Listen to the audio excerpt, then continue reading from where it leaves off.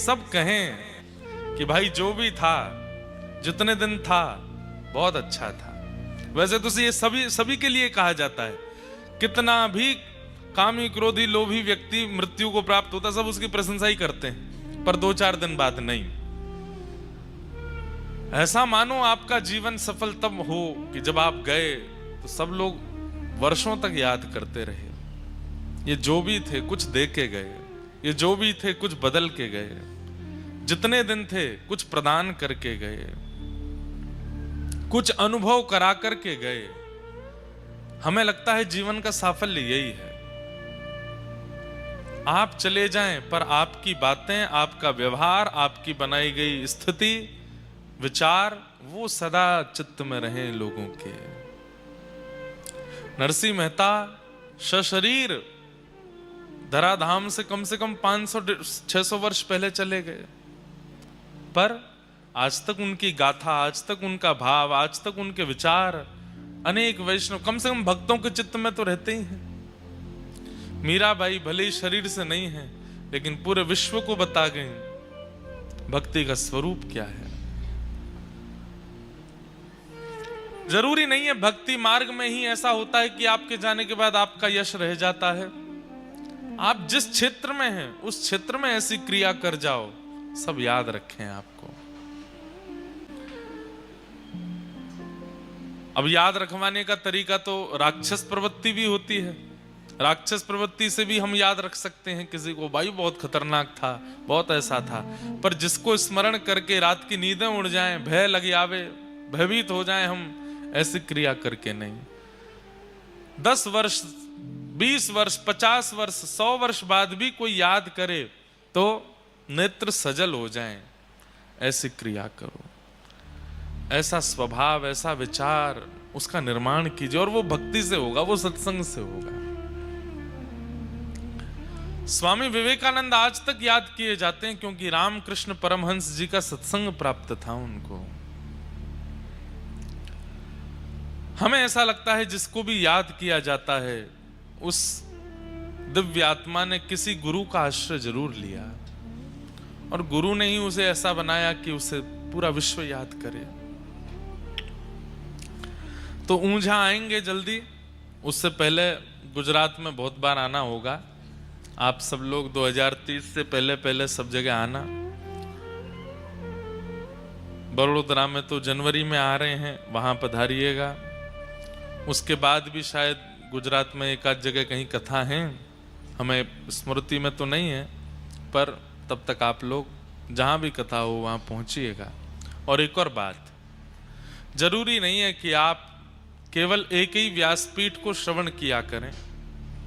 हमारे भारत की ऐसी सुंदर धरोहर है, इतनी व्यासपीठ अपने भाव से, अपनी इच्छा से जगह जगह विचरण करते हैं। जिनका भाव आपको ठाकुर जी की सन्निधि का अनुभव कराता हो, उनकी कथा निश्चित सुना करो, उनके सन्मुख जरूर जाया करो, उनकी भावनाओं को जरूर श्रवण किया करो। हम भले ही 2030 में आएंगे, पर हो सकता है उससे पहले कई वक्ता महानुभाव ऊंझा पधारें, चाहे वे गुजराती भाषा में ही क्यों ना कहें, आप सुनने जाओ। एक दिन जरूर जाना चाहिए कथा में, चाहे जिसकी भी हो, और उस दिन बस एक ही चीज अनुभव करनी चाहिए, इनकी वाणी मुझे कृष्ण के समीप ले जा रही है कि नहीं, इनकी वाणी मेरे चित्त में कुछ परिवर्तन, मेरे विकारों से विचारों तक शुद्धता ला रही है कि नहीं। अगर ये संभव लग रहा हो तो निश्चित जाओ, श्रवण करो। हमें किसी को बांधना नहीं है कि आप एक ही स्थान पर रहो, हमारे ही रहो, इधर ही रहो, सब जगह जाओ जहां से ठाकुर जी प्राप्त हो जाएं। आपको जानकर के हैरानी होगी, श्री तुकाराम जी महाराज महाराष्ट्र के परम संत हुए। हम जिस प्रांत में जाते हैं वहीं कैसे हो जाते हैं, पर एक बात मैं आपको बहुत स्पष्ट कहूं, महाराष्ट्र के जितने भक्त हुए भगवान के, वो कुछ अलग ही हैं। श्री तुकाराम जी महाराज, नामदेव जी महाराज, जनाबाई, श्री ज्ञानेश्वर माउली, आप कभी उनकी गाथा सुनेंगे, उनके जीवन चरित्र को जब आप देखेंगे ना, सच में आप अनुभव करेंगे कि इनका प्रस्तुतिकरण भक्ति में कुछ अलग है। बहुत भक्त हैं महाराष्ट्र के। हमारे डोंगरे जी महाराज आपके गुजरात से ही हैं, पर डोंगरे जी महाराज कहते थे कि द्वारिका से लीला पूर्ण करके ठाकुर जी वैकुंठ नहीं गए तो कहां गए? बोले पंढरपुर चले गए। चंद्रभागा नदी के तट पर पुंडलीक के लिए आज भी ईंट पर खड़े हैं। ठाकुर जी वैकुंठ नहीं गए हैं, पंढरपुर में हैं। पुंडलीक भक्त के लिए वहां खड़े हैं। बहुत सुंदर, हमें बहुत अच्छा लगता है महाराष्ट्र के संतों की कथा सुनाने में। तो श्री तुकाराम जी महाराज चक्रवर्ती सम्राट छत्रपति शिवाजी महाराज, वे जब कभी भी अवसर मिलता था श्री तुकाराम जी का प्रवचन सुनने के लिए जाते थे। कई उनके आश्चर्य हुए हैं। कई मुगलों ने इस बात की खोज की कि छत्रपति सम्राट शिवाजी महाराज, इसको कब मारा जा सकता है। तो लोगों ने कहा कि ये प्रवचन सुनने के लिए जाते हैं, तब एक भी सेना का आदमी नहीं लेके जाते, और जो सेना के लोग प्रवचन में जाते भी हैं वो अस्त्र शस्त्र छोड़ के जाते। सत्संग में जाकर के शिवाजी पर आक्रमण किया जा सकता है। तो एक मुगल राजा ने पूरी अपनी सेना को भक्त भेष बना करके और अस्त्र शस्त्र छुपा करके कथा में भिजवा दिया। बोले जाओ, वहीं शिवाजी बैठे होंगे, उनको वहीं मार दो। तुकाराम जी सुंदर कीर्तन कर रहे थे। कभी अवसर मिले बंधुओं, हमारे महाराष्ट्र के वारकरी संप्रदाय के वैष्णवों का कीर्तन सुनिएगा। अब वो होता तो वो मराठी भाषा में है, पर हमको सौभाग्य मिला है, एक बार नासिक में कथा थी तो वहां के महाराज जी ने हिंदी में कीर्तन करवाया। कीर्तन वहां कथा को ही कीर्तन कहते हैं। तो वहां का बड़ा सुंदर नियम है, व्यासपीठ नहीं होती, एक आसन लगता है, और जब तक व्यास जी नहीं आते तब तक तो वहां कीर्तन चलता है। बढ़िया मंजीरा बजते हैं, मृदंग बजती है और वीणा बजती है। जैसे ही व्यास जी आते हैं वो एक कीर्तन गाते हैं, उसी कीर्तन पर ही 1.5-2 घंटा प्रवचन करते हैं। बहुत आनंद आता है। तो तुकाराम जी कीर्तन कर रहे थे और श्री शिवाजी महाराज बिल्कुल सामान्य वैष्णव की तरह, छत्रपति शिवाजी महाराज बैठे, अस्त्र शस्त्र छोड़ करके, सब सैनिक जन भी अस्त्र शस्त्र छोड़ करके बैठे हैं। तभी मुगल आक्रांताओं ने उस प्रवचन सभा में प्रवेश किया। छुपा करके लाए थे शस्त्र की, यहीं मारेंगे। जैसे ही उस सभा में प्रवेश किया, सत्संग की ऐसी कृपा, जितने लोग बैठे थे सबका रूप शिवाजी की तरह प्रकट हो गया। सब में शिवाजी दिखने लगे। उन लोगों को पहचान नहीं पा रहे, ढूंढ नहीं पा रहे, इनमें असली शिवाजी कौन है। डर के मारे दौड़े गए और जाकर के मुगल राजा से कहा, वहां तो 1000 शिवाजी बैठे, किसको मारे हम, सबका एक जैसा चेहरा है। तो शिवाजी महाराज तुकाराम जी का बहुत प्रवचन सुनते थे। एक बार की बात है, श्री शिवाजी महाराज ने मन में विचार कर लिया, अब मुझे इनसे दीक्षा लेनी, और सब कुछ छोड़ करके आप पुणे के पास में एक स्थान है, वहां विराजते थे। शिवाजी महाराज पधारे। उस समय आज तक श्री शिवाजी महाराज का कैसा यश है आप सब जानते हैं। छत्रपति शिवाजी महाराज जब तुकाराम जी के दर्शन करने के लिए आए तो इतनी संख्या में, तादाद में भीड़, सैनिक आदि सब चल रहे थे, और सब जगह तुकाराम जी की जय जयकार होने लगी। वाह भैया, धन्य है ऐसे गुरु, जो इतना सुंदर शिष्य मिल रहा है। तो श्री तुकाराम जी महाराज के चरणों में जाकर के बोले, मुझे आप स्वीकार करें, मुझे आप अंगीकार करें।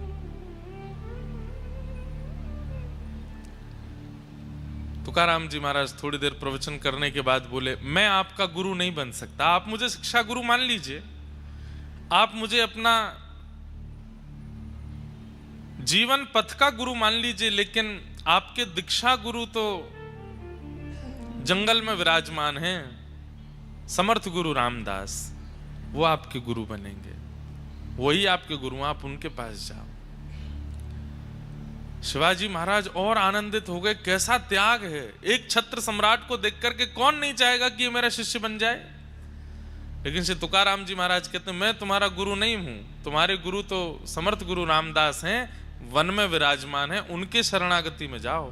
प्रवचन हमारा सुन लिया करो, हमारे पास ज्यादा कभी कभी आ जाओ, पर तुम्हारे चित्त को जो शांति मिलने वाली है वो तो समर्थ गुरु रामदास ही तुमको देंगे, उनके पास जाओ। तब शिवाजी महाराज ने समर्थ गुरु जी के शरणागति ग्रहण की। तो हम ये बात कहना चाहते हैं कि उस काल के श्री तुकाराम जी महाराज ने जब किसी को नहीं बांधा, किसी को नहीं रोका, तो आजकल आचार्य जन क्यों रोकते हैं, क्यों मना करते हैं? हम बोल देंगे तो बहुत विवादित हो जाएगी बात, पर कई जगह ऐसा कह दिया जाता है, केवल हमें सुनो, हमारी सुनो और किसी की मत सुनो। नहीं, अगर ये भावना कबीरदास जी ने अपनाई होती तो कभी कबीर नहीं बन पाते। सबके पास गए, श्रीमद वल्लभाचार्य जी के पास गए, उस काल के कबीर जी श्री जनाबाई के दर्शन करने वो भी महाराष्ट्र पधारे। कबीरदास जी सबके पास गए और सबके यहां जाकर के कुछ ना कुछ ग्रहण करते थे और उसको गा देते थे। रैदास जी नहीं बन पाते, मीराबाई नहीं बन पाती अगर यही भावना रखते कि केवल हमारी सुनो और हमें सुनो। नहीं, सबकी सुनो। जहां से कृष्ण भक्ति प्रकट हो रही हो उनको जरूर सुनो। हमारी तो यही भाव है। किसी के प्रभाव, किसी के रूप, किसी के लटके झटके पर मत जाना। केवल वाणी से अनुभव करना कृष्ण प्रिय लग रहे हैं कि नहीं। अगर कृष्ण की सामीप्यता लगती है तो उनको सुनो। अगर कृष्ण सामीप्य नहीं हो पा रहा है, केवल लग रहा है कि ठीक है सत्संग प्रवचन चल रहा है पर ठाकुर जी के प्रति हमारा रुझान नहीं बढ़ रहा है, तो उन्हें दंडवत प्रणाम कर लो, और लेकिन सुनो सबको। तो भले ही हम 2030 में आएंगे, लेकिन उससे पहले गुजरात में जहां कहीं भी आए जरूर आना। और ऊंझा में खूब सुख मिला, उमिया माता को बस प्रणाम करते हैं, वे कृपा करें जल्दी उनकी शरण में आने का अवसर प्राप्त हो। आप सब लोगों को बहुत बहुत प्रणाम, सबको बहुत बहुत। कल हम लोगों ने ठाकुर जी के रास बिहार का प्रसंग श्रवण किया। रास बिहार करने के पश्चात ठाकुर जी अपनी स्वाभाविक लीलाओं में प्रवेश कर गए। बाम बाहु कृत बाम कपोलो वल्कित ब्रू अधरार्पित वेणुम कोमलांग भिराश्रित मार्गम गोप्य ईरयति यत्र मुकुंद। इसे युगल गीत कहते हैं। श्रीमद् भागवत में 7 गीत हैं, उनमें से ये युगल गीत है। युगल गीत में 2 श्लोकों में गोपियां भगवान की रूप माधुरी का वर्णन श्रवण कर रही हैं। बहुत सुंदर भाव है। तत्पश्चात भगवान ब्रज में अन्य लीलाएं करने लगे। व्योमासुर का उद्धार किया, अरिष्टासुर का उद्धार किया, केसी राक्षस का उद्धार किया। यहां नारद जी ने कंस को जाकर के कहा, तुम्हारा शत्रु कृष्ण बड़ा होता जा रहा है, तुम कब मारोगे?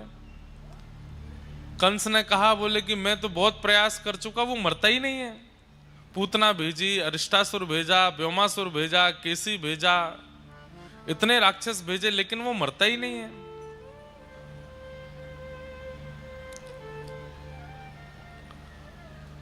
तब नारद जी ने उसको युक्ति बताई, बोले तुमने अपने राक्षसों को उसके नगर में भेजा, अपने शहर में तो सब बलवान होते हैं, उनको यहां बुलवाओ, मथुरा, ये तुम्हारी नगरी है, यहां तुम बलवान हो, वो यहां आएगा तो तुम उसे मार पाओगे। कंस बोला, वो यहां क्यों आएगा? बोले उसके लिए योजना बनानी पड़ेगी। भगवान शिव ने तुमको एक धनुष दिया है, इसका यज्ञ करो और उस यज्ञ में सुंदर मेला रखो और उस मेला में पुरस्कार वितरण समारोह करो और ब्रजमंडल के कुछ विशिष्ट लोगों को पुरस्कृत करने की भावना से मथुरा बुलवाओ, उसमें कृष्ण बलराम का भी नाम दे दो। सब लोग पूछेंगे किस लिए पुरस्कार दे रहे हैं? बोले हमने सुना था इंद्र ने बहुत जोर से वर्षा करी तो या छोटे से लाला ने गिरिराज जी उठाए। व्रज की रक्षा इन बालकों ने कई बार राक्षसों से की है, इसलिए हम इन बालकों को पुरस्कृत करना चाहते हैं। इससे 2 काम होंगे, कृष्ण मथुरा आ जाएगा और दूसरा सबके मन में यह भ्रांति है कि ब्रज में जितने भी संकट आए वो तुम्हारी वजह से आए। अब तुम ही संकटों के निवृत्त कर्ता को पुरस्कार दोगे तो सबके मन में आ जाएगा भाई संकट कंस ने नहीं भेजे। हमने कहा ना, नारद जी बहुत अच्छे डायरेक्टर हैं, स्क्रिप्ट राइटर हैं, ऐसी बढ़िया योजना बनाते हैं। कंस चरणों में गिर गया, जय हो गुरुदेव, आप मेरा कितना हित चाहते हैं। कंस के सिर पर हाथ धर के बोले, मैं बस तेरे हाथों परसों कृष्ण को मरा देखना चाहता हूं, मुझे और कुछ नहीं चाहिए। अपने गुरु जी को दक्षिणा देनी है तो यही दे दो। कंस बोला, जी गुरुदेव, अब देखिए मैं क्या करता हूं। कंस ने पूरी मथुरा नगरी में ढिंडोरा पिटवा दिया कि धनुर्यज्ञ हो रहा है, मेला होगा, और उसमें ये अमुक नाम के लोगों को पुरस्कार दिया जाएगा। जैसे ही ठाकुर जी का नाम आया, लोग बाग बोले, शत्रु को ही पुरस्कार दे रहा है। मन में आ गया कि अरे नहीं हो सकता है कि कंस सुधर गया हो और ये कृष्ण को शत्रु ना मानता हो। यहां कंस को पट्टी पढ़ा करके श्री नारद जी महाराज सीधे पहुंचे वृंदावन। ठाकुर जी गैया चरा रहे थे। दूर नारद जी को देख करके ठाकुर जी तुरंत एकांत में गए, कहे, नारद कैसे आए? भगवान 11 वर्ष हो गए, आप तो ब्रजमंडल में ऐसे लीन हो गए हो कि आगे की लीलाएं कैसे करनी है, क्या करना है, सब भूल भाल गए हो। कब मारेंगे कंस को? इस दुष्ट का वध कब करेंगे आप? भगवान मंद मंद मुस्का के बोले, वहां क्या बोल के आए हो? सब पता है हमें, पूरी योजना बनवा के आए हो हमारी। नारद जी बोले, मुझे कुछ नहीं पता, परसों आपके हाथों कंस को मरा देखना चाहता हूं। भगवान बोले, बहुत बढ़िया नारद, सब जगह ऐसी योजना बनाते हो। पर ठाकुर जी थोड़े से मायूस हो गए। नारद जी बोले, क्या हुआ भगवान, आप इतने चिंतित क्यों लग रहे हैं? ठाकुर जी कह रहे हैं, नारद, मैं ब्रजवासियों को छोड़ करके कैसे जाऊंगा? ये ब्रजवासी मेरे प्राण बन गए हैं। ब्रजवासी वल्लभ सदा मेरे जीवन प्राण, इनको नाही बिसारे हो मोहे नंद बाबा की यान। ये मेरे प्राण हैं। नारद, मैं कैसे जाऊंगा यशोदा मैया से दूर, नंद बाबा से दूर? ये मधुमंगल, श्रीदामा, तनसुखा, मनसुखा, धनसुखा, मेरे सखा, मेरी गैया, इन लोगों के लिए भोजन प्रधान नहीं है, इन लोगों के लिए सोना प्रधान नहीं है, इन लोगों के लिए जलपान प्रधान नहीं है, इनकी एक ही प्रधानता है, कृष्ण।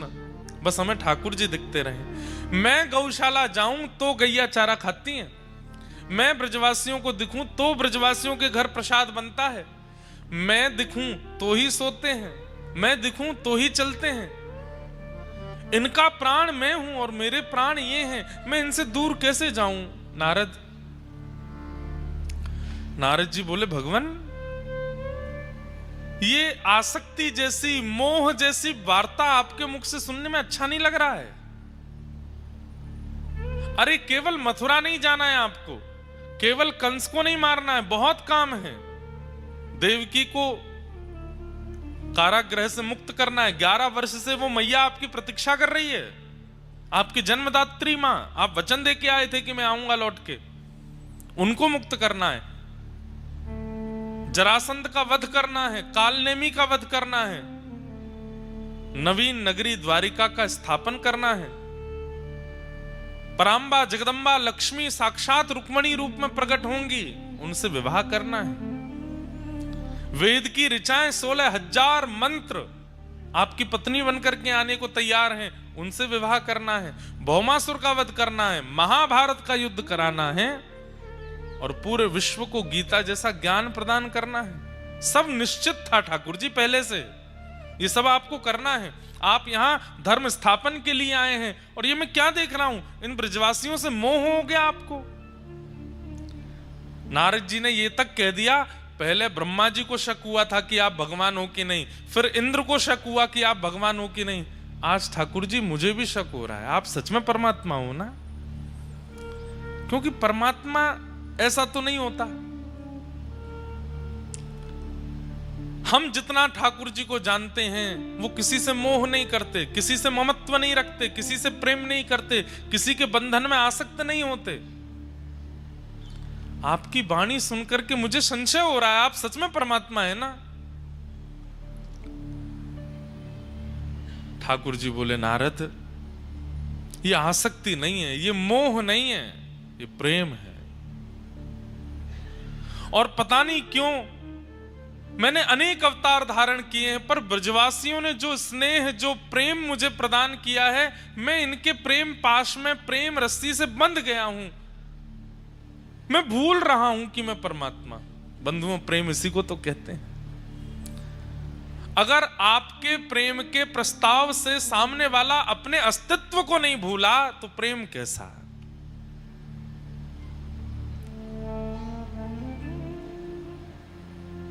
प्रेम तो उसी को कहते हैं जहां पर व्यक्ति अपने अपने अस्तित्व को भूल जाए।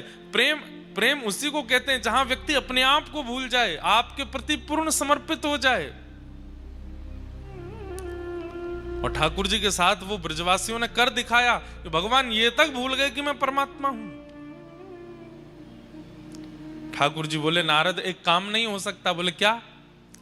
तुम शंकर जी को बोल दो कि सृष्टि वो संभाल लें, ब्रह्मा जी को कह दो कि मेरी पदवी पर वो बैठ जाएं, मुझे ग्वारिया बनने में सुख है, मैं ब्रज में यहीं रह जाऊं, इन ब्रजवासियों के बीच में ही गैया चराऊं, मधुमंगल श्रीदामा के संग डोलूं, नंदरानी यशोदा की गोद में खेलूं, किशोरी जी के संग रास विहार करूं। मुझे अब ब्रह्मांड संभालने की इच्छा नहीं हो रही है। मुझे वैकुंठ से भी प्रिय, मुझे स्वर्ग से भी प्रिय ये ब्रज लगने लगा है।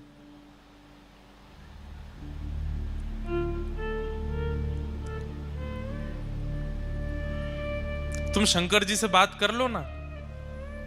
सतयुग त्रेता द्वापर में मैं परमात्मा था, अब वो ही परमात्मा बन जाएं। मैं अपना अस्तित्व हटा देता हूं, दो ही देव रहेंगे, ब्रह्म और शिव।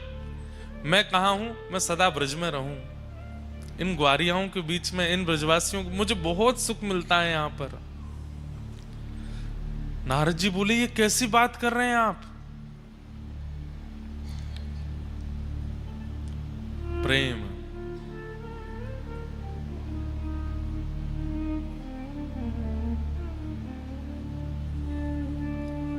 अद्भुत है बंधुओं, प्रेम।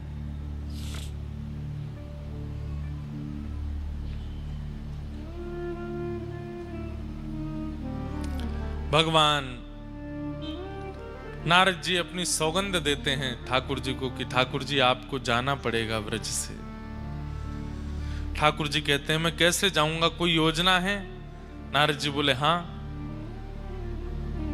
अक्रूर जी परसों आपको लेने के लिए आएंगे। आपके पास केवल 2 दिन है ठाकुर जी, 2 दिन में आप अपना सब भाव निपटा लीजिए, फिर आपको आगे की लीला में प्रवेश करना है। बंधुओं,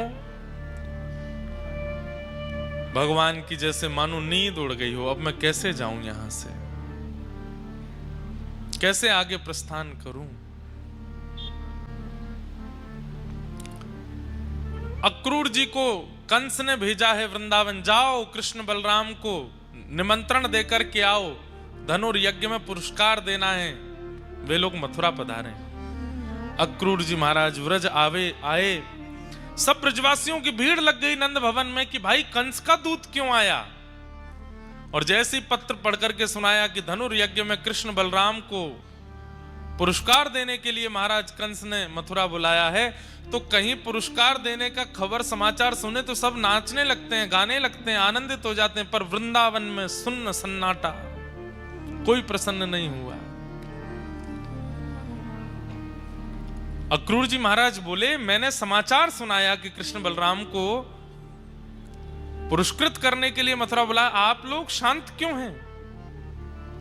ब्रजवासी बोले, कितने दिन के काजे कन्हैया जावेगो मथुरा?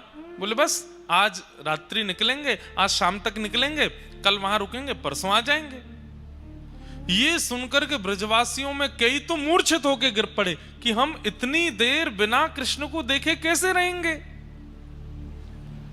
ब्रजवासियों की स्थिति देख करके ठाकुर जी घबरा गए। बोले इन्हें कैसे बताऊं कि मैं तो हमेशा के लिए जाने वाला हूं, ये एक दिन के लिए जा रहा हूं। ये खबर सुनकर के मूर्छित हो करके गिर रहे हैं, ये बेहोश हो रहे हैं, व्याकुल हो रहे हैं, रो रहे हैं।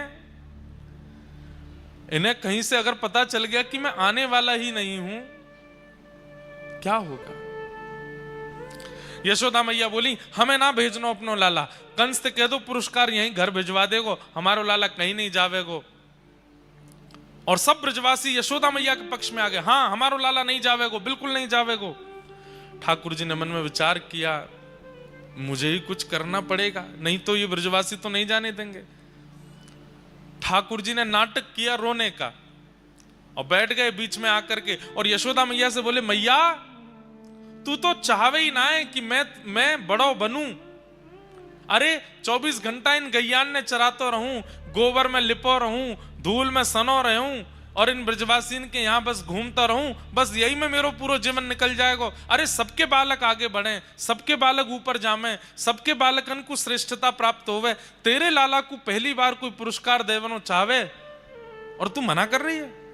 हाँ मैं तो केवल यही मारे हूं ना, कालिया नाग आ गयो वाकू भगाया, तृणावर्त आ गयो वाकू मार दे, सक्टासुर आ गयो वाकू वध कर दे, ब्रजवासीन की रक्षा के लिए गिरिराज जी उठा ले। और आज पहली बार कोई ने पुरस्कार देवे को मन बनाया तो आप सब लोग मना कर रहे हो। ठाकुर जी ये बात मन से नहीं बोल रहे हैं। ब्रजवासी सब शांत हो गए कि कन्हैया को कहीं ऐसा तो नहीं लग रहा कि हम उससे प्रेम नहीं करते, इसलिए हम उसको पुरस्कार लेने से मना कर रहे हैं। यशोदा मैया बोली नहीं लाला, हम यहाँ हमारे मना ना कर रहे, तू जाने तो है कंस कितना दुष्ट है। अरे तो वाको बुद्धि परिवर्तित है, अब पुरस्कार देवे बुला रहा हूं, मैं क्यों नहीं जाऊं मथुरा? और 2 दिन की तो बात है, मैं परसों आ जाऊंगा ना। दाऊ दादा कन्हैया की ओर देख रहे हैं, बोले कि कन्हैया झूठ तो मत बोले, ये परसों की बात मत कह, तू बस जावे की बात कह। ठाकुर जी बोले दाऊ दादा अगर मैं परसों नहीं बोलूंगा तो ये ब्रजवासी नहीं जान देंगे, और अगर मैं परसों की कह के नहीं जाऊंगा, कोई आश में इनको छोड़ के नहीं जाऊंगा, ये प्राण त्याग देंगे। बंधुओं प्रेम बड़ा विचित्र है।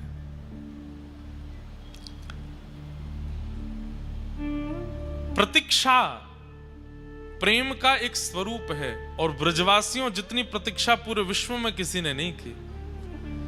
11 वर्ष 56 दिन की आयु में ठाकुर जी गए हैं और ब्रजवासी 225 वर्ष केवल प्रतीक्षा करते रहे कि ठाकुर जी आ रहे होंगे, अब हमारो लाला आवेगो। हर दिन ब्रजवासी कहते परसों की कह के गयो, परसों तो कब की बरसन की निकल गई। अरे नाए आज बोलो, आज कहा बोलो, बोले परसों आवेगो, परसों फिर बोल दियो आज परसों आवेगो। रोज ब्रजवासी परसों परसों कहते के ठाकुर जी, एक दिन तो ब्रजवासी सब हंसने लगे, वाह लाला कल नहीं कह के गए हो, परसों कह के गए हो, और ये परसों बरसन के समान है गई, रोज परसों आ जाए। एक आशा दे करके गए ब्रजवासियों को कि मैं परसों आ जाऊंगा।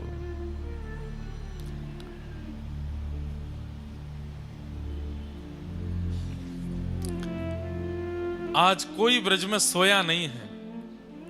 नंद भवन के बाहर सब लोग केवल मुख्य द्वार को देख रहे हैं और रात में जिसको जैसा मंत्र आता है, जैसी विधि आती है, जैसे श्लोक आते हैं, जो नाम आता है उसी को जपने बैठ गए। कोई पूछे क्यों जप रहे हो, कन्हैया जानो रुक जाए, अब नहीं नहीं कन्हैया को नहीं रोक सकते, वाकू रोकेंगे तो वाकू यूं लगे कि हम बातें प्रेम ना करें। हम तो सूर्य नारायण से प्रार्थना कर रहे हैं कि कल उदय मत होई हो, ये रात लंबी है जाए, ये रात वर्षन की है जाए, युगन की है जाए, कि कन्हैया कभी हमें छोड़ के नहीं जावे। 4:30-5 बजे का जैसे प्रातः काल समय हुआ, धीमे धीमे सूर्य प्रकाशमान होने लगे, ब्रजवासियों की उतनी व्याकुलता बढ़ती जा रही है। बालक दौड़ दौड़ करके अपनी मैयाओं की गोद से लिपट रहे हैं, वो पूछ रहे हैं मैया कन्हैया चलो जाएगो, कन्हैया कब आवेगो? अरे परसों आ जाएगो। रात में यशोदा मैया के अंक में भर के ठाकुर जी सोते हैं। अंक में भर के मतलब मैया की छाती पे तो मुख रखते हैं, मैया के पेट के ऊपर कटी भाग के रूप में अपना चरण रखते हैं और ठाकुर जी ऐसे लिपट करके मैया से सोते हैं रोज। आज ठाकुर जी सो नहीं रहे रात को और लंबी लंबी श्वास ले रहे हैं। क्यों? यशोदा मैया की अंग की सुगंधी को अपने भीतर धारण कर रहे हैं कि पतो ना अब ये सुगंधी मुंह को कब मिलेगी। जिन यशोदा मैया का अंक वैकुंठ के शयन सैया से भी ज्यादा मधुर सुख देता है ठाकुर जी को सोने में, आज मैया के द्वारा की गई बचपन से अब तक की संपूर्ण लीला ठाकुर जी के चित्त में घूम रही है। मैया के सामने बहानों कर रहे हैं कि सो गए, लेकिन वास्तव में मैया के अंग अंग को स्पर्श करके ठाकुर जी उसकी स्मृति अपने अंदर ले रहे हैं कि मैया मैं कैसे बताऊं कि कल मैं चलो जाऊंगा। यशोदा मैया भी सो नहीं पा रही है, बार बार लाला को सिर सूंघे, लाला के सिर को अपने ओष्ठ से स्पर्श करे। मेरो लाला परसों आ जाएगो? हाँ मैया आ जाऊंगो। मां मथुरा में कोई तो बात मत करियो और मैं तोकू काजर लगाए के भेजूंगी, कोई की नजर ना लग जाए, मथुरा की गोपीजन कैसे देखेंगे मेरे लाला है। हाँ मैया तू कर दियो। लाला मैं तोकू भोजन रख दूंगी, कोई और के हाथ को बनो भयो मत पाइयो। ठाकुर जी मन ही मन रो रहे हैं, मैया कितनों भोजन रखेगी, 225 वर्ष कहां पाऊंगा मैं।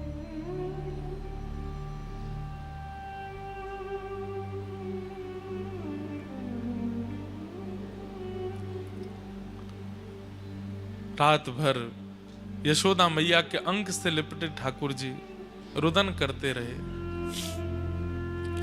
सुबह जैसे ही ठाकुर जी की निद्रा खुली,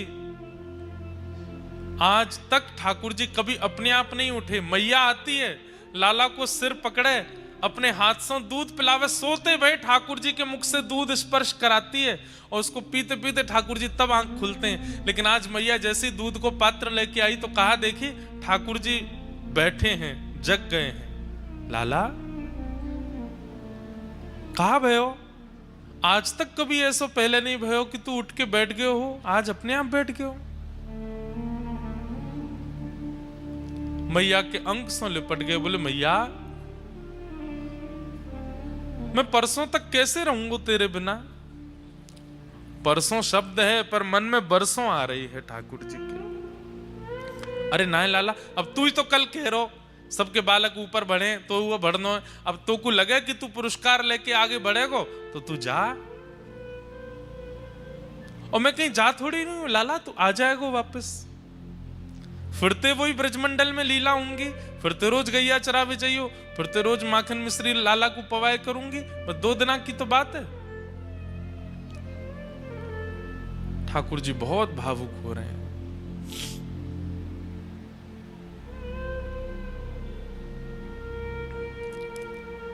गुजरात का ये एक पद मुझे बहुत प्रिय लगता है।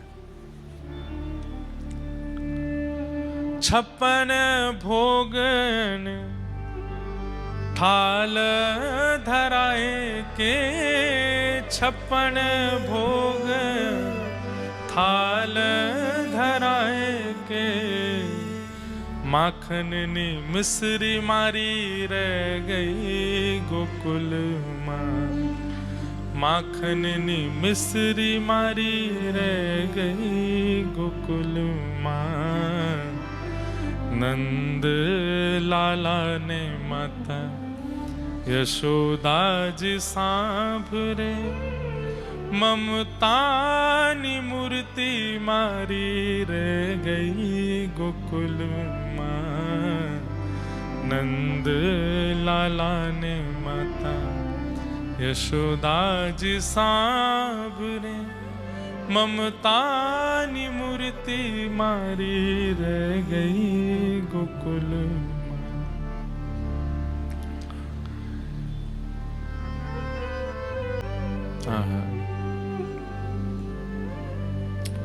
सोना रूपाना अहि वसन मजाना, सोना रूपाना अहि बसन मजाना। खासानी थाली मारी रह गई गोकुल माँ, खासानी थाली मारी रह गई गोकुल माँ। नंद लाला ने माता यशोदा जी सांभरे, ममता नि मूर्ति मारी रह गई गोकुल माँ। नंद लाला ने माता यशोदा जी सांभरे, ममता नि मूर्ति मारी रह गई गोकुल। आपके गुजरात में द्वारिका में बंधुओं विरही श्री कृष्ण हैं, बहुत विरह में है। अरे सामने देवकी मैया को बैठा रखा है अपने कि मेरी मां दिखती रहे, और देवकी में ही श्री यशोदा जी का भाव करते हैं ठाकुर जी। आज भी द्वारिकाधीश अपनी श्रृंगार आरती में, संध्या आरती में वेणु धारण करते हैं, व्रज को याद करते हैं, ब्रज की स्मृति करते हैं।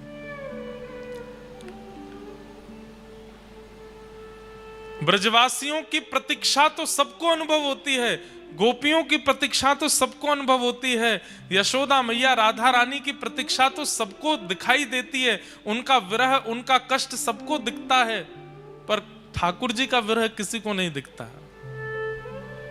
ठाकुर जी कितने विरह में हैं बंधुओं। विरह में रो ले व्यक्ति, विरह में व्याकुल हो ले व्यक्ति, इसका मतलब विरह की दवाई ले रहा है। वो किसी को व्याकुलता हो रही है और वो रो रहा है, तो इसका मतलब है कि वो विरह की औषधि ले रहा है। किसी को विरह हो रहा है और वो एकांत में बैठकर के परेशान हो रहा है, तो इसका मतलब वो विरह की औषधि ले रहा है। कहीं ना कहीं से विरह निकल तो रहा है, लेकिन किसी को विरह हो रहा है और फिर भी वो मुस्कुरा रहा है, किसी को विरह हो रहा है और वो आंसू निकलने नहीं दे रहा है, इसका मतलब असली विरह वही सह रहा है। ब्रजवासी रो रहे हैं, विलख रहे हैं, व्याकुल हो रहे हैं, परेशान हो रहे हैं, इसका मतलब वो विरह की औषधि ले रहे हैं। रो करके थोड़ा विरह शांत तो होता होगा, पर ठाकुर जी तो रो भी नहीं पाते हैं। जितने दिन ठाकुर जी द्वारिका में रहे, आज भी द्वारिकाधीश समुद्र की तरफ मुख करके बैठे हैं। क्यों? क्योंकि पीछे अगर मैं देखूंगा तो व्रज की याद आएगी। व्रज की ओर मुख करके ठाकुर जी चलते भी नहीं है।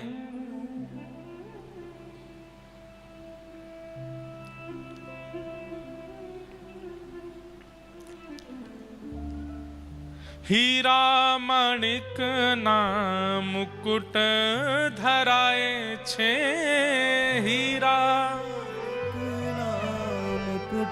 हमारे संगीत वाले भैया शायद नहीं गा पाए, आप सबको तो याद है, आप सब गाओ, गुजराती है। हीरा माणिक ना मुकुट धराए छे, हीरा माणिक ना मुकुट धराए छे। मोर पीछ पाग मारी रह गई गोकुल माँ, मोर पीछ पाग रह गई गोकुल। हाथी ने घोड़ा ही झूले आमवड़िए, हाथी ना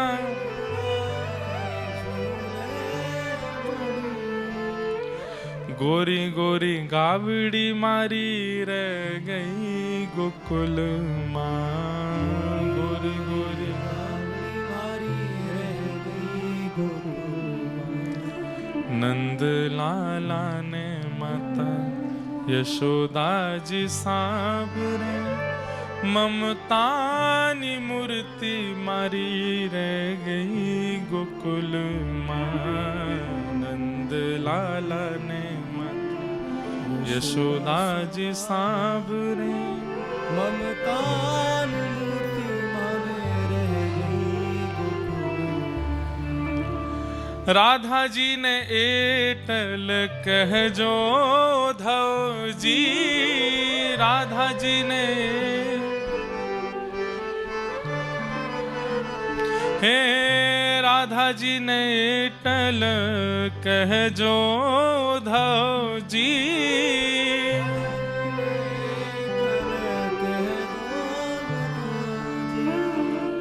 हमी भरी आंख मारी रह गई गोकुल माँ, भरी आंख मारी रह गई गोकुल।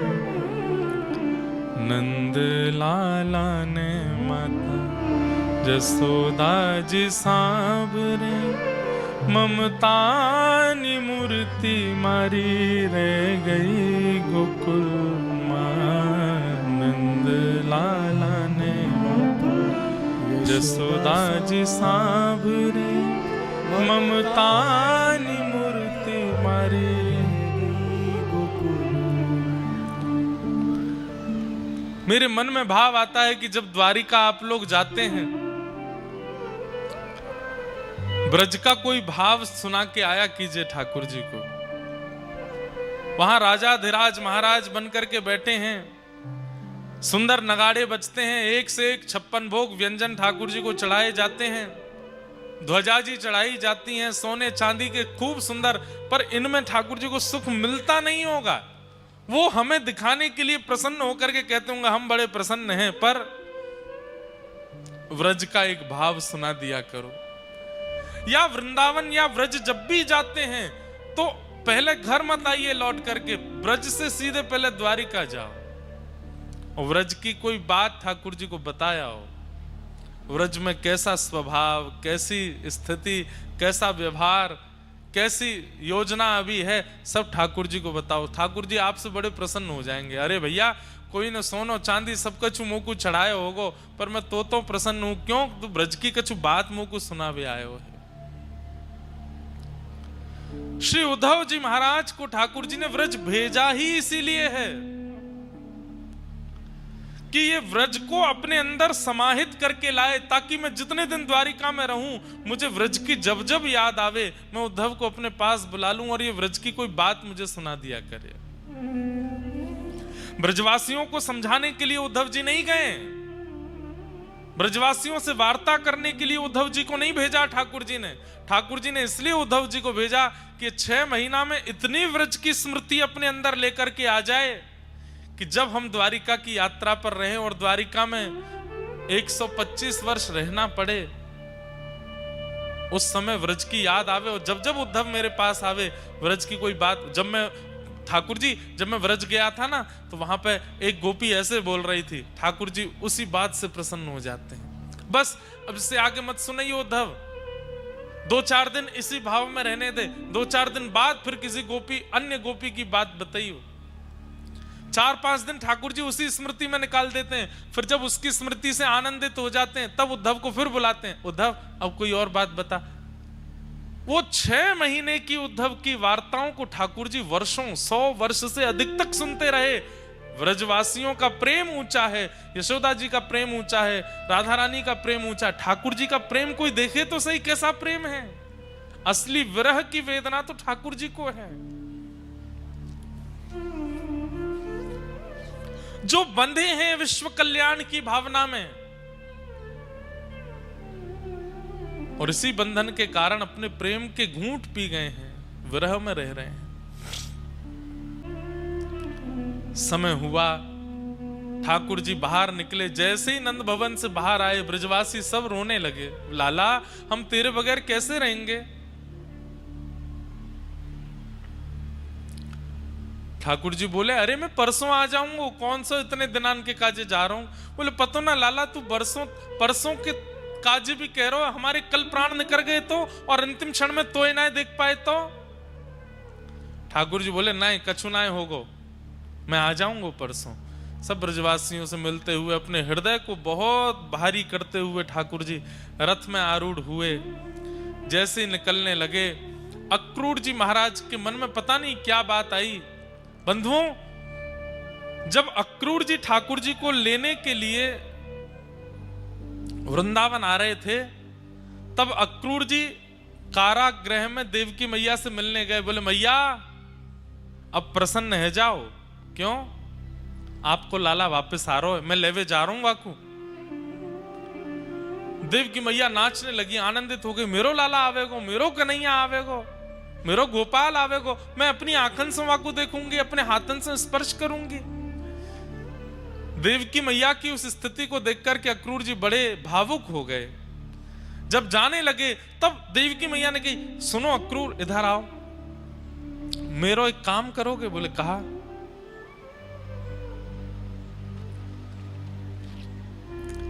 यशोदा जी को सत्य बता देना, कृष्ण किसके पुत्र हैं। अक्रूर जी बोले, मैया ये काम कैसे कर सकता हूं मैं, और ये कार्य किसी के वध करने के समान है, ये मुझे मत कहिए कहने को। उद्धव, अगर ऐसा नहीं किया तो जीवन भर यशोदा इतनी व्याकुल, इतने विरह और इतनी वेदना में रहेगी, और वह वेदना, वह विरह मैं भी यहां सहन नहीं कर पाऊंगी। अगर मुझे यशोदा की स्थिति किसी ने आके बताई तो मैं ही बावली हो जाऊंगी। 11 वर्ष 56 दिन में जब मुझे आकर के कोई यशोदा नंदन कृष्ण कहता है तो मैं अपनी वेदना समझती हूं। इसलिए यशोदा को सत्य बता देना। यहां देवकी मैया ने कुछ गलत नहीं किया बंधु। यशोदा मैया जीवन भर आश में रहती कि लाला मेरो है, आयो नहीं, अपनी मैया के पास आयो नहीं, अपने प्रश्न पर, अपने प्रेम पर प्रश्न चिन्ह। कृष्ण वापस नहीं आए, इसका एक भाव तो पता होगा यशोदा को कि वो मेरो लाला ना है, वो देवकी को लाला है, इसलिए बता के आना। उद्धव जी महाराज चलते रथ से 1 मिनट के लिए उतर गए। ठाकुर जी ब्रजवासियों से मिल रहे थे और दौड़ करके गए। ठाकुर जी बोले, कहां जा रहे हो? अक्रूर जी महाराज बोले, एक काम है ठाकुर जी, आप मिलो सबसे, मैं आऊं।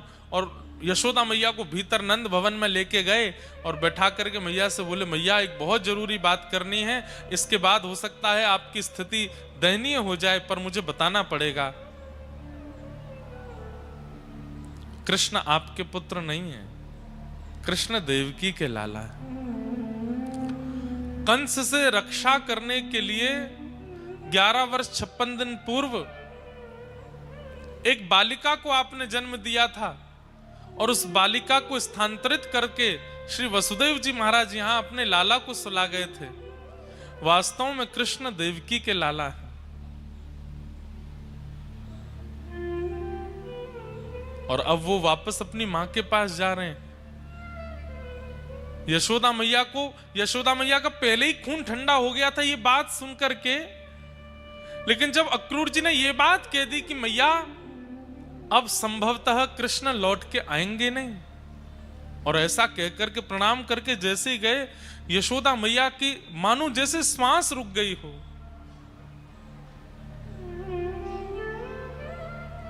किसी को एक साथ 1000 बिच्छू डस दें, उसकी जो पीड़ा होती है वो यशोदा मैया को होने लगी।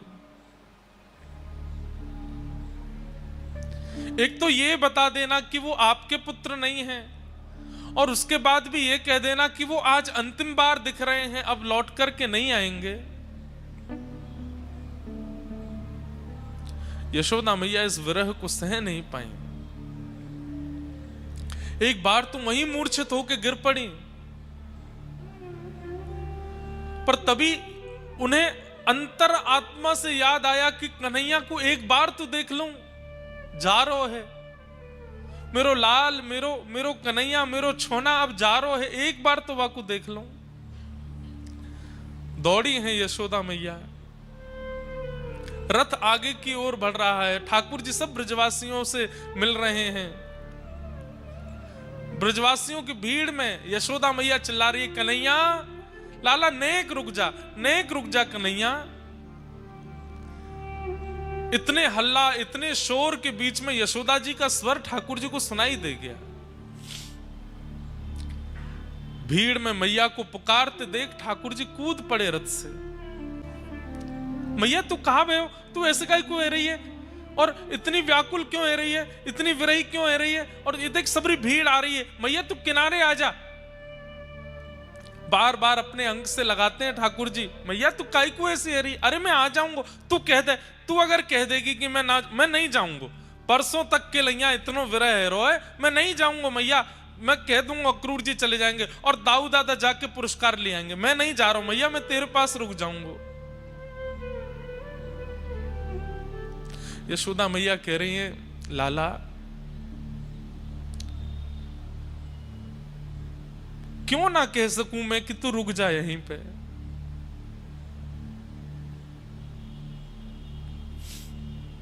मुकुआद सत्य पतो चल गयो कन्हैया, तू मेरो पुत्र नहीं है, तू तो देवकी को लाला है।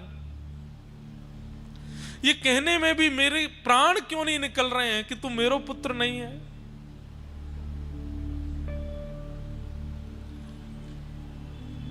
ठाकुर जी स्तब्ध हो गए, अक्रूर जी को देखने लगे। अक्रूर जी हाथ जोड़ के क्षमा मांग रहे, नाथ देवकी मैया की आज्ञा थी। अब ठाकुर जी किसी से कुछ नहीं कह रहे हैं। अब मैं कितना छुपाऊं, कितनी आशाएं दूं। यशोदा मैया लाल जी के एक एक अंग का स्पर्श कर रही हैं और सर्वांग अंग का स्पर्श करके ठाकुर जी का हाथ पकड़ के कहती हैं, लाला मुझ को एक वचन दे जा। मैं कोई को नहीं बताऊंगी कि तू आवे वारो नहीं है, ये सब प्राण त्याग देंगे अपने, पर मुझ को एक वचन दे के जा। पहली बात तो तू देवकी तो मेरी शिकायत मत करियो। तेरे लालन पालन में तो को बचपन से पालवे में मैंने अगर कोई अपराध किया हो तो वो देवकी को मत बताइयो लाला। नेक्स्ट किसी एक मटकी तोड़वे के काजे मैंने तू को उखल से बांधो, ये बात देवकी को मत बताइयो। और लाला दूसरी बात, तू अब जीवन भर देवकी के पास रही हो, लेकिन जब कभी भी तो को खबर लगे ना कि यशोदा के प्राण निकलवे वारे हैं, बस वाह अंतिम श्वास के समय लाला मेरे सामने आ जाइयो। मैं अपने कुंवर कन्हई को एक बार देख लूंगी, वाह के हाथ स्पर्श कर लूंगी, अपनो हृदय से लगा लूंगी, तेरी गोद में अपना सर रख लूंगी और ऐसे मुखमंडल को देखते देखते कमल नयन मेरो लाला या के मुख को देखते देखते अपने प्राण त्याग दूंगी। बस अंतिम क्षण में मेरे सामने आ जाइयो, तू मत आइयो मेरे पास लाला, बस अंतिम क्षण में आ जाइयो। और मैया ऐसो कह करके ठाकुर जी के चरण पकड़न लगी। ठाकुर जी तुरंत मैया के गलों से लग गए, मैया ऐसो मत करे। बोले वचन दे लाला, तू आवेगो, अंतिम क्षण में आवेगो, वचन दे के जा।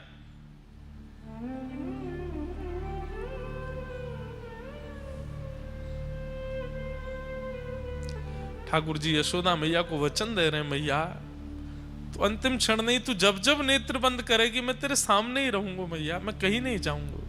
नहीं तू अब बीच में नहीं आवेगो, तू को मेरी सौगंध है, अब तू मत ही हो लौट के देवकी के पास जा, बस अंतिम क्षण में आ जाइए।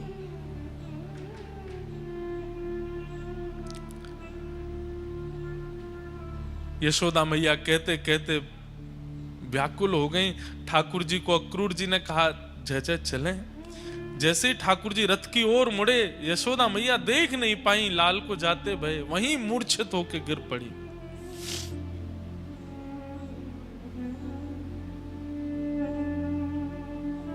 ब्रजवासियों को ये सब सत्य नहीं पता है यशोदा मैया का।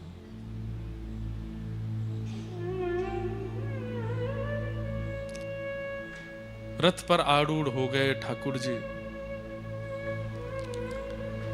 ब्रजवासी सब देखते रहे रथ की ओर और श्री कृष्ण मथुरा को प्रस्थान कर गए। मथुरा जाकर के ठाकुर जी ने अनेक उद्धार किए, कंस का वध किया, देवकी मैया को मुक्त किया और तुरंत ठाकुर जी ने आज्ञा मांगी कि अब मैं विद्यालय अध्ययन करवे के काजे जानो चाहूं। और बस उग्रसेन नाना को राज्य गद्दी पर बैठा के ठाकुर जी एक रात्रि से ज्यादा मथुरा रुके नहीं, तुरंत अवंतिका उज्जैन चले गए पढ़ने के लिए। सांदीपनि उपाध्याय जी के यहां जाकर के ठाकुर जी ने अपना स्वाध्याय किया। वर्षों तक सांदीपनि उपाध्याय जी के यहां अध्ययन करने के बाद फिर ठाकुर जी लौट करके मथुरा पधारे। ब्रज की बहुत याद आती है, उद्धव जी महाराज को ठाकुर जी ने व्रज वृंदावन भेजा। गोपियों के सन्मुख उद्धव जी पहुंचे, जाकर के ठाकुर जी का रूप वर्णन कर रहे हैं। 6 महीने बाद जब उद्धव जी लौटने लगे तो गोपियां उद्धव जी से कहती हैं, उद्धव माने तो मनावी ले जो रे, हे उधा जी रे मारा वाला ने, हे बढ़ीने के जो।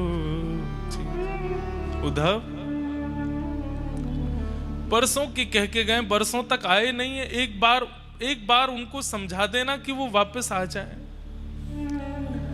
और अगर वो एक बार की बात में ना माने तो डांट के कहना वो एक बार तो आ जाए यहां पर।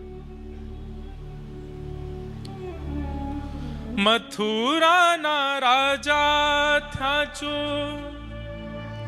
गोवाड़ों ने भूली गया छो, मानी तीने भूली गया छो रे, हे ओधा जी रे मारा वाला ने, हे बढ़ीने के जो। एक बार गोकुल आवो, माता जी ने मोढ़े थावे, एक बार गोकुल आवो, माता जी ने मोड़े थावो, गायों ने हम भारी जायो रे, हे ओधा जी ने मारा वाला ने, हे बढ़ीने के जो जी। माने तो मनावी ले जो रे, हे ओधा जी ने मारा वाला ने। एक बार आ जाए गोकुल, केवल मैया का मुख देख जाएं, अपना मुख दिखा जाएं, अपनी गैया जो पूरे दिन मथुरा की ओर देखती रहती हैं, एक बार इनको चरा जाएं, फिर चले जाएं। एक बार आके चले जाएं, एक बार कह दो ना उनसे।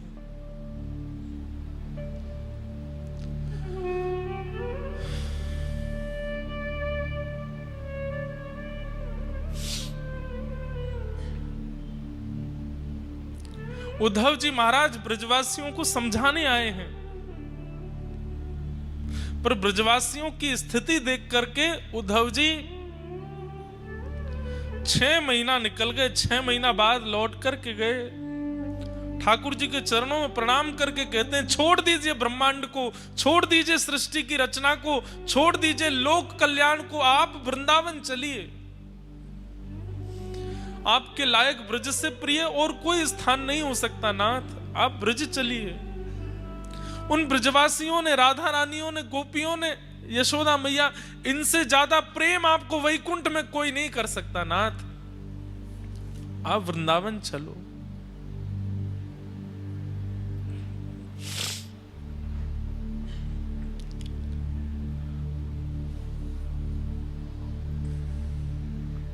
प्रेम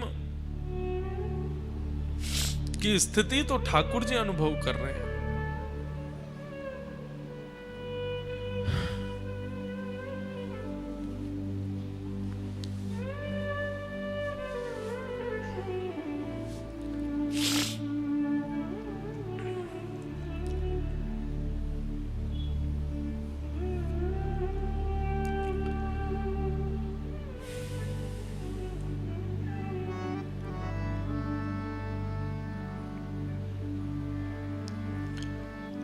मथुरा पर जरासंध ने चढ़ाई की, भगवान ने उसके साथ युद्ध करके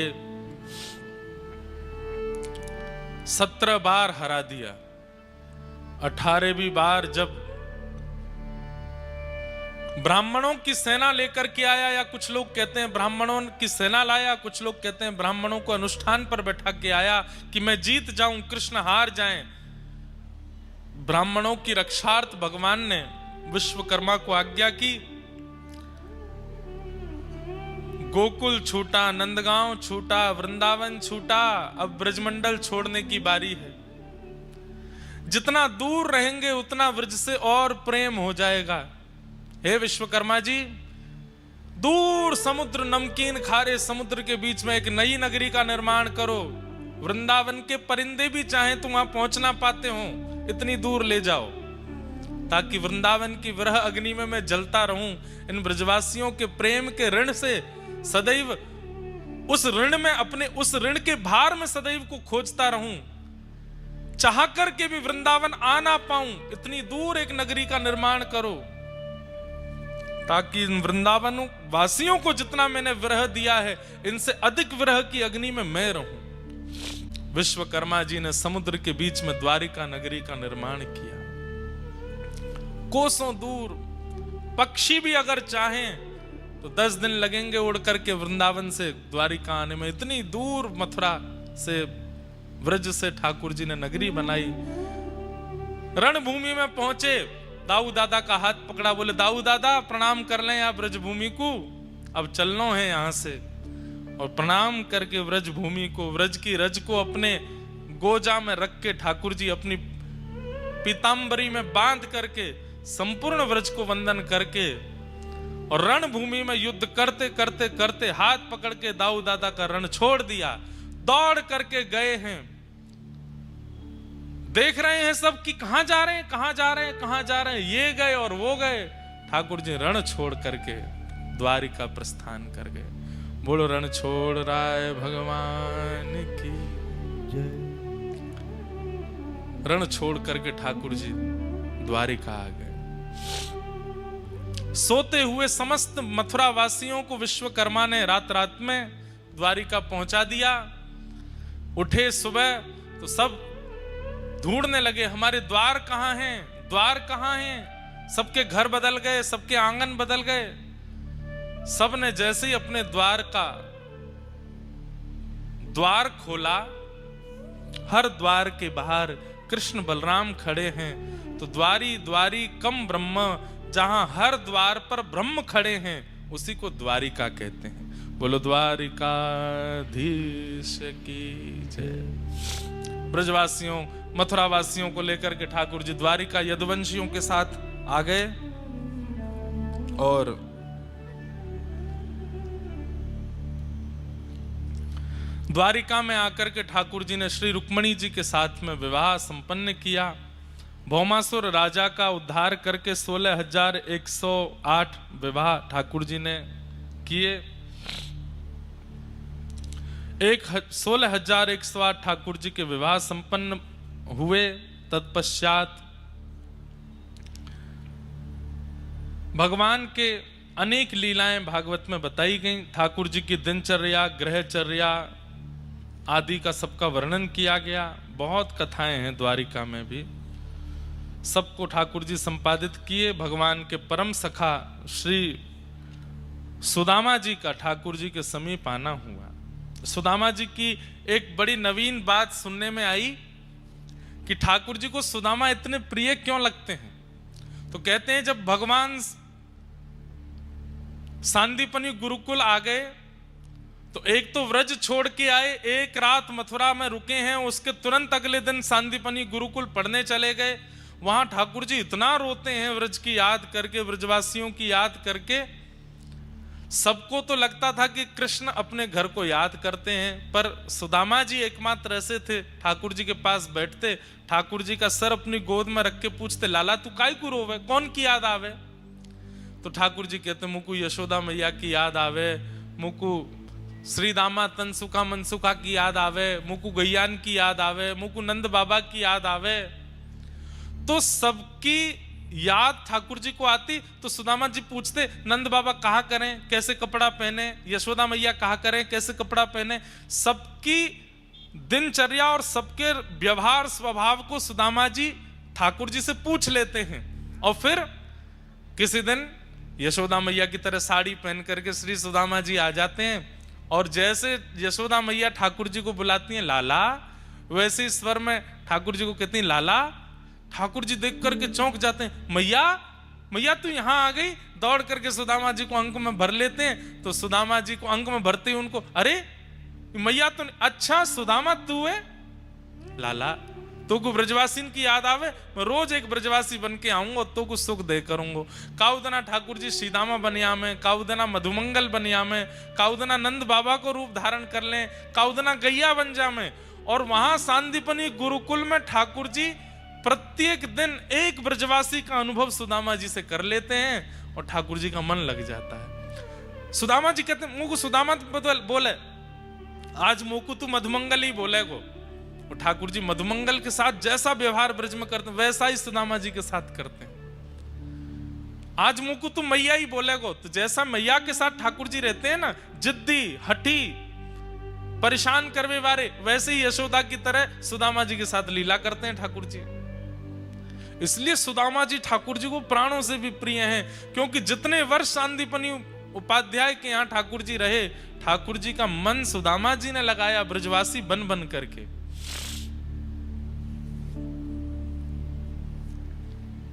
बहुत याद आती है ठाकुर जी को व्रज के। इसलिए सुदामा जी आज पधारे।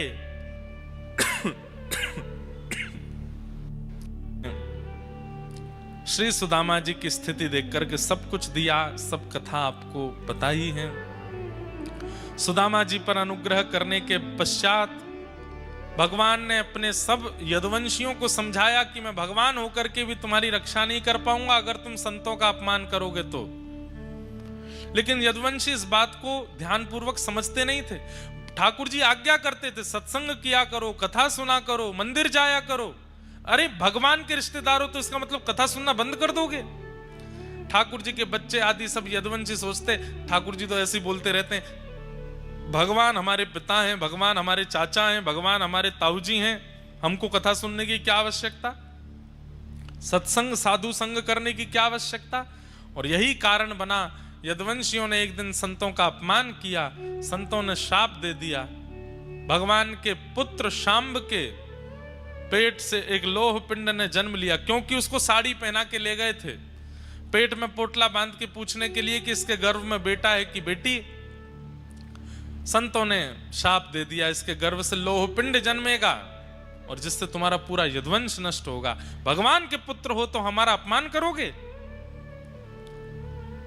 ब्रज सब यदुवंशियों ने सोचा ठाकुर जी को पता नहीं चलेगी, लोह पिंड को समुद्र में फेंक दो, घिस करके चूरा बना करके समुद्र में फेंक दिया। समुद्र की लहरों से वही किनारे पर एक एर का विषैली घास बन गया। एक दिन यदुवंशियों में युद्ध हुआ, आपस में एक दूसरे पर एर का घास फेंकते हुए सब यदुवंशी नष्ट हो गए। दाऊ दादा ने की, लाला अब मैं भी लीला पूरी करूं। ठाकुर जी को प्रणाम करके श्री दाऊ दादा भी क्षीर सागर में प्रवेश कर गए। बोलो बलराम जी महाराज की। ठाकुर जी ने उद्धव जी को ज्ञान उपदेश किया, अंत में भागवत धर्म का निरूपण किया, जिसका प्रवचन हम कुछ दिन पहले बद्रीनाथ में कर रहे थे। वही सब उपदेश देते हुए ठाकुर जी ने अब अपनी लीला संवरण का समय जान और उद्धव जी से कहा, उद्धव अब मैं अपनी लीला विश्राम करना हूं, तुम बद्रिकाश्रम चले जाओ। अर्जुन से कहा, अर्जुन तुम मेरी पटरानियों को लेकर के वृंदावन चले जाओ। और सबको आज्ञा देकर के भगवान एक ज्योति में प्रकट हो गए। 7 बार आकाश में भ्रमण करते हुए तिरोधाय प्रविष्टोयम श्रीमद् भागवतार्णवम, भागवत जी में ठाकुर जी प्रविष्ट हो गए। ठाकुर जी के प्रविष्ट होने के पश्चात ब्रजवा सब द्वारिका समुद्र में डूबती चली गई। यहां पर उद्धव जी महाराज बद्रिकाश्रम चले गए। अर्जुन से बीच रास्ते में ही ठाकुर जी ने रूप बदल करके सब पत्नियों का हरण कर लिया। अर्जुन को बता दिया, मेरे बगैर तेरा गांडीव धनुष भी किसी काम का नहीं है। अर्जुन रोते बिलखते हस्तिनापुर पहुंचे, पांडवों को बताया, ठाकुर जी लीला पूरी करके चले गए। पांडवों ने उसी समय अपनी राज्य पदवी का त्याग कर दिया। परीक्षित को राज्य गद्दी पर बैठा के पांडव भी स्वर्गारोहण को चले गए। कुछ दिन बाद परीक्षित को शाप लगा। परीक्षित ने शुकाचार्य जी से कथा श्रवण की। आज कथा का विश्राम दिवस। सुखदेव जी महाराज कथा विश्राम करके अंतर्ध्यान हो गए। परीक्षित जी को तक्षक सर्प ने डस लिया।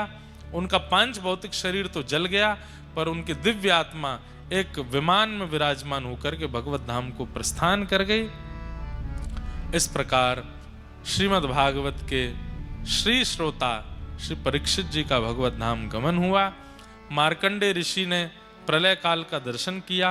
आदि आदि सब कथाएं हैं, सबको प्रणाम करते हुए भागवत जी के 2 अंतिम श्लोक हैं। सब लोग मेरे साथ में 3 बार उनका उच्चारण करेंगे। भवे भवे यथा भक्ति, भवे भवे यथा भक्ति, भवे भवे यथा भक्ति, भवे भवे यथा भक्ति, पादयोस्तव जायते, पादयोस्तव जायते, तथा कुरुष्व देवेश, तथा कुरुष्व देवेश, नाथस्त्वं नो यतः प्रभो, नाथस्त्वं नो यथ प्रभो, नाम संकीर्तनं यस्य, नाम संकीर्तनं यस्य, सर्वपाप प्रणाशनम्, सर्वपाप प्रणाशनम्, प्रणामो दुःख समनः, प्रणामो दुःख समनः, तं नमामि हरिं परम्। तं नमामि हरिं परम्। सुन करके सब लोग बोलिए, नाम संकीर्तनम यस्य, नाम संकीर्तनं यस्य, सर्व पाप प्रणाशनम, सर्वपाप प्रणाशनम्, प्रणामो दुःख समनः, प्रणामो दुःख समनः, तं नमामि हरिं परम्। तं नमामि हरिं परम्। नाम संकीर्तनम यस्य, नाम संकीर्तनं यस्य, सर्व पाप प्रणाशनम, सर्वपाप प्रणाशनम्, प्रणामो दुःख समनः, प्रणामो दुःख समनः, तं नमामि हरिं परम्। तं नमामि हरिं परम्। जिन भगवान का नाम संकीर्तन इस कलिकाल में समस्त प्रकार के पापों से मुक्त करता है, ऐसे प्रभु के मंगलमय नाम को हम बारंबार हैं। बोलो बाल कृष्ण लाल की जय, श्री वृंदावन बिहारी लाल, जय, श्री राधा रमन लाल की जय, श्री राधा वल्लभ लाल की जय, श्रीनाथ प्यारे की जय, गिरिराज धरण की जय, श्याम सुंदर श्री यमुने महारानी की जय, द्वारिकाधीश की जय, जय जय श्री राधे, जय जय श्री राधे, जय जय श्री राधे। नमः पार्वती पतये हर हर महादेव। श्री उमिया माता की जय। मंगलमयी ठाकुर जी की कथा को आज ऊंझा में उमिया माता के चरणों में यहीं विश्राम देते हैं। आप सब लोगों को जय श्री कृष्ण, जय श्री कृष्ण, जय सिया राम, जय श्री राम, जय श्रीमन नारायण, जय श्री राम, जय जय श्री राधे। जय श्री राधे।